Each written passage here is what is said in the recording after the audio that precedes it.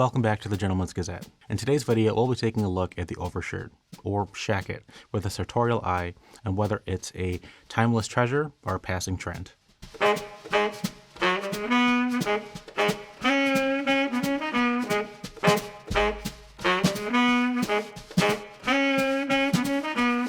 Now, in recent years, there's been a surge in popularity for the overshirt, and it's touted as being one of the biggest trends in menswear. Now, you know we're all about classic style and not fast fashion, but it got us to thinking. Even the classic two-piece suit is an evolution of something that started earlier on in history, right? So if we apply our menswear knowledge and steer clear of the hype train, perhaps we can find out whether or not the shacket deserves a place in your wardrobe. Now, what is an overshirt? Now, at this point, you might have worked out that an overshirt is somewhat different than a regular dress shirt. Indeed, its other name, shacket, is the merging of the terms jacket and shirt, which does pretty much sum up what it is. But is it just me, or does shacket sound a little bit weird? After all, we don't call formal boots shoots, because they're somewhere between shoes and boots. So if an overshirt is a mixture of a shirt and a jacket, what respective features of each can you find in this garment? Now, while at a glance, it looks like a dress shirt. It's got a collar without a lapel. It's fully open at the front, with a button or press stud fastening to the neck. And will typically have shirt-style cuffs, which can be fastened similar to barrel cuff shirts. But as we can see, it also has elements that you can find on a jacket, more robust and hard-wearing fabrics, a more straight hemline at the bottom, and several pockets. Now, these pockets can come in varying styles, like a patch or a flap. This mixture of features makes an overshirt unique, as it certainly isn't designed to be worn against your skin like a dress shirt. This means it sits more within the realms of being classified as a jacket more than a shirt. And of course, a regular dress shirt is made from lighter and softer fabrics. Dress shirts are usually designed to be comfortably worn as a first layer, and they are not designed to be worn as a top layer. Trust us, the 2000s tried and it did not work. Now, how long has the overshirt been around? Now, if you're a fan of this channel, you know that we love finding out the origins of the clothes that we wear today, and what exactly is it about them that makes them classic. We've looked at many different items of menswear, such as suits, shoes, and even gloves, to explore their long and storied history as to how they've evolved over time. For example, in this video, we learned how a suit went from this to this. Quite an evolution, right? What makes the overshirt particularly interesting is how it really hasn't changed how it looks that much over time. Like most clothing, we could trace it back hundreds of years. But the overshirt really came into light as a garment of note in the late 1800s. It was around this time that workers tasked with hard manual labor jobs were starting to modify their denim overalls. They'd keep the robust trouser portion, but remove the bib and braces for more mobility, and to be as comfortable as possible when working in some pretty questionable conditions. The result is now the iconic pair of jeans, and you can learn more about them in our review of the Levi 501 jeans. In order to offer further protection to the top half of these workers, either from dirt and grime of the day or as another layer from the elements, manufacturers quickly designed a garment that ticked all the boxes for what these workers needed. The same robust fabric their trusty jeans were made from, the ability to be worn over the top of other clothing, adjustable levels of protection, and easy storage and access to items they might need throughout the day. It's here where we see the overshirt in the same configuration as to what we see today. Although at the time its less than glamorous origins meant that it was predominantly a sign of the working class, and it was not worn by anyone who didn't need to wear one. That is until, like most trendy items of clothing, it was worn by someone famous, a certain Mr. Paul Newman, who, much like Steve McQueen, was a veritable style icon of the 60s. In the 1967 film Cool Hand Luke, we see Newman play chain gang inmate Lucas Luke Jackson. In this film, he and other inmates wear a prison-issued overshirt they called a chore jacket. It's a well-worn light blue denim, somewhat bleached by the many years of wear in the hot Florida sun, and it features all of the overshirt staples that we've already talked about. Patch pockets, shirt-like construction, and can be buttoned up to the neck without a lapel. Although I wouldn't want to wear it that tightly in that kind of heat. Whew, ouch. Newman was fond of wearing the overshirt not just on set, but in his personal life too, and we see him don the overshirt again on the set of the 1994 film Nobody's Fool, this time in a sand color and sporting a corduroy collar, a feature that would be most notably applied to denim jackets, which you can learn more about here. Indeed, the hard-wearing denim fabric would be refined into its own unique type of jacket, and the overshirt would become more associated with robust cotton twill and other such practical cloths.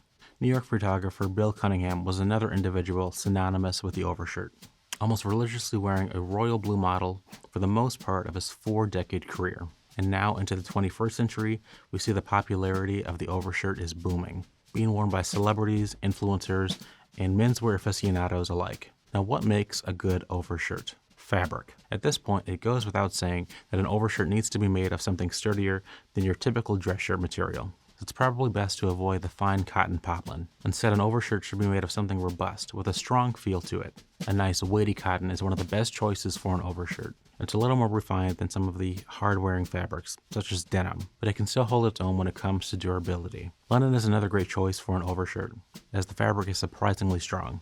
Of course, one of the characteristics of linen is that it wrinkles. But when you have a well-made overshirt in a quality and dense linen, it can look extremely elegant in both formal and casual ensembles. As far as other fabrics go, pretty much anything can be made into an overshirt. Corduroy, wool, flannel, even leather. But we feel that there's a difference between fabric with substance, like a heavy cotton twill, and fabric that's just big, something like a thick and fuzzy wool. These types of fabrics take the overshirt away from the shirt portion and more closer to a full-blown jacket. Overall, we believe the best overshirts are made from traditional shirting fabrics, the robust kind, like cotton, linen, and corduroy. And if you're looking for a hardier fabric, a fine wool which keeps its sartorial edge can be a fine choice. Next, fit. By now, I'm sure you know that we're all about fit here at the Gentleman's Gazette, so it should come as no surprise that with an overshirt, fit has an important factor.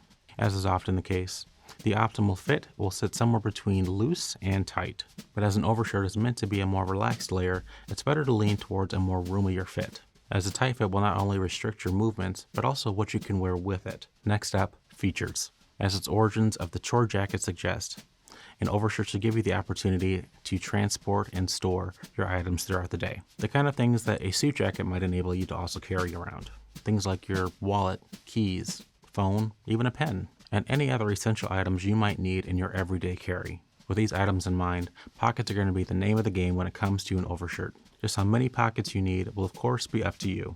There's basically two different styles of pocket configurations when it comes to overshirts. The double-breasted pocket configuration, or a single breast pocket with patch pockets at the hip. Now we find the double-breasted pocket configuration to be a little bit unbalanced. The two symmetrical chest pockets at chest height with a lot of space underneath just looks a little bit odd. This style looks far better on the trucker denim jacket style, where the extra seam lines help balance the design. On the other hand, a single breast pocket with patch pockets at the hip is much more reminiscent of something you would see on a tailored jacket.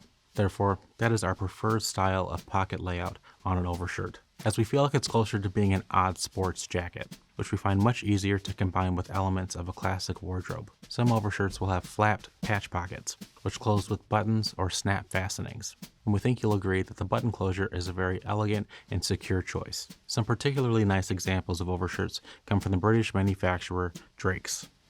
No, not him. There we go.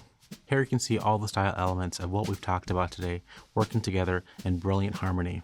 A weighty cotton twill in a not too tight, not too loose fit, with flapped patch pockets secured with buttons at the hip, and a single breast pocket. That shape, which looks like a pocket on the opposite side, is actually the stitching of an internal pocket for the inside of the jacket, which is great for keeping important items close to your chest, literally. Now, does it have a place in your wardrobe?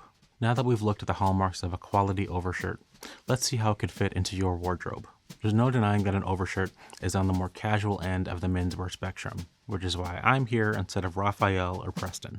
But that doesn't mean to say you can only wear it with casual clothes, as some other style sites might have you think. I'm sure we can do better than the suggestion of just buying 9 different overshirts to wear with a t-shirt and jeans. The trick to getting overshirts just right is to look at traditional menswear colors: browns, greens, and blues. These are all fantastic shades to look for in an overshirt.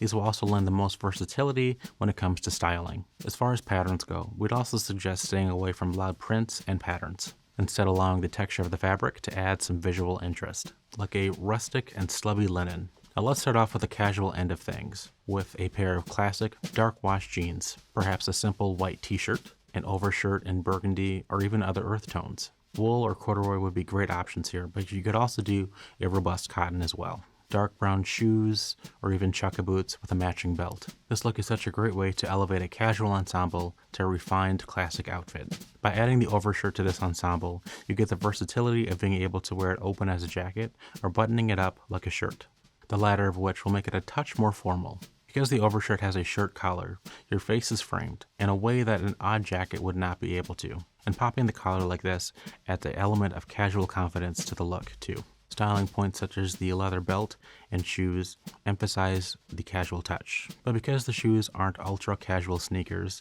there's a bridge between casual and formal. Sticking with a similar overshirt, let's take things to the other end of the spectrum by adding a few formal touches. A classic Oxford cloth button-down shirt, or even a patterned sports shirt, and neutral chinos will all serve as the base for this outfit, and adding a striped tie and a complementing pocket square will serve as the color elements in this outfit. And because the shirt might sit more on the casual side, it works well with the nature of the overshirt, whereas a spread-collared dress shirt with double cuffs would be far too formal to add here. And with a patch pocket on the breast, adding a splash of color through your pocket square is so easily done. And it could even be applied to the previous, more casual look as well. And although you could easily wear this ensemble without a tie, it really does a lot to help pull everything together in this outfit. As a pro tip, stick with casual fabrics for your tie and pocket square. A shantung, knitted, or grenadine tie strike the perfect level of formality here, as well as soft wool or linen pocket square. You can even experiment with adding additional layers,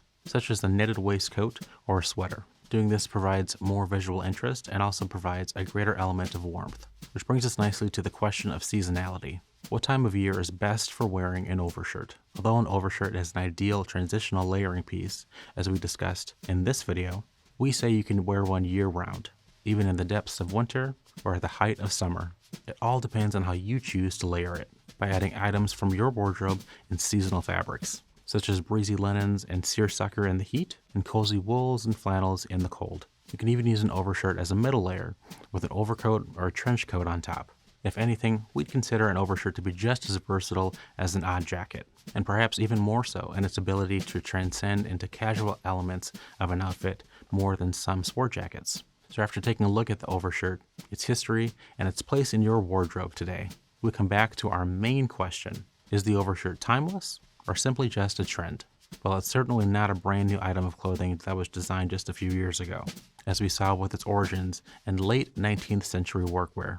So it's definitely stood the test of time. And the fact that when you look at one of those historical garments next to a more modern version today, you could go out and buy one. It really is remarkable how little the overall design has changed. But what really ticks the box for us is the multitude of styling options, and the ease of which and how you can incorporate an overshirt into your wardrobe for both formal and even casual looks. Therefore, we say that on balance, the overshirt is a timeless garment.